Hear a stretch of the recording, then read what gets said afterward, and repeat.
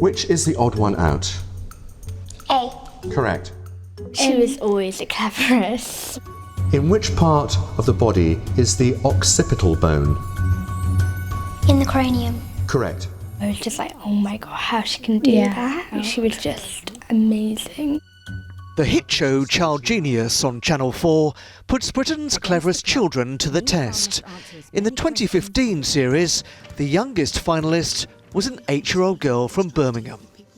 She was really good. She handled the pressure very well for that age. That was something amazing. Neha, that's the end of your round, and you've scored 5 points. Very well done. That was 3 years ago, but Neha Narendran stood out long before then. When I was really little, it would always be like, well, how's the door opening? How do the hinges work and everything? Why does a ball drop to the floor, not go up? And I kind of wanted to find out a lot more about it, so I would kind of bug my mum to answer all these questions. 12-year-old Neha has always had an insatiable thirst for knowledge. Come in. Today I've come to her home in Selly Oak to find out more about the girl they call the walking encyclopaedia.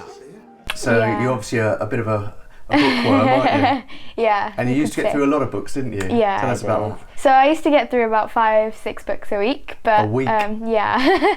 But it's kind of dropped now because of all my homework. Neha's passion is science, a passion which first showed itself when she was just 3.5 years old. Her mother, Bearne, who's a research scientist, was writing a PhD paper on the properties of metals, and Neha began showing an interest. So do you remember? I remember reading it when I was very little. But This is where you asked me plenty of questions about the grains. That was the first time I thought her skills and potential is above average, definitely above average, because this is a sign for me to know like my daughter can perform very well. And she continues to perform well.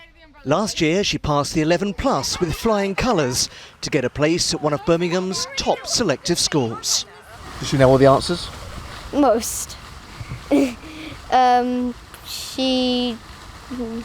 She's really smart, yeah. Hi, how are you? And where are you from school? What's she like just as a friend? Loyal, funny, nice, just like really Always nice funny to talk to, and like she's just a really nice person overall. I'm intrigued to know where children like Neha get their intellectual ability. It's a debate which has raged for centuries.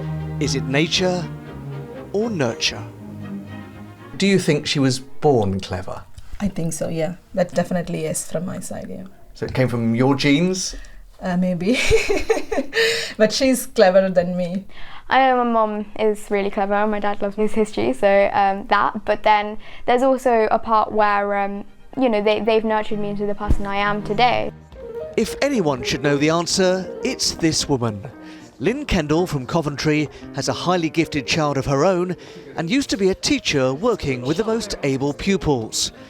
But she's best known for her work with Mensa, a society for Britain's brightest minds based in Wolverhampton. What makes a gifted child?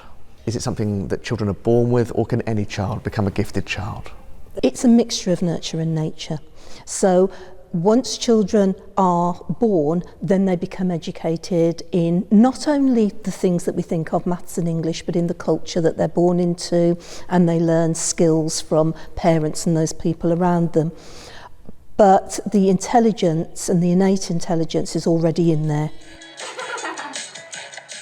Wherever Neha gets her brains from, great minds think alike. She hopes to follow in her mother's footsteps and become a scientist. Not in the study of metals, but in medicine. Who knows?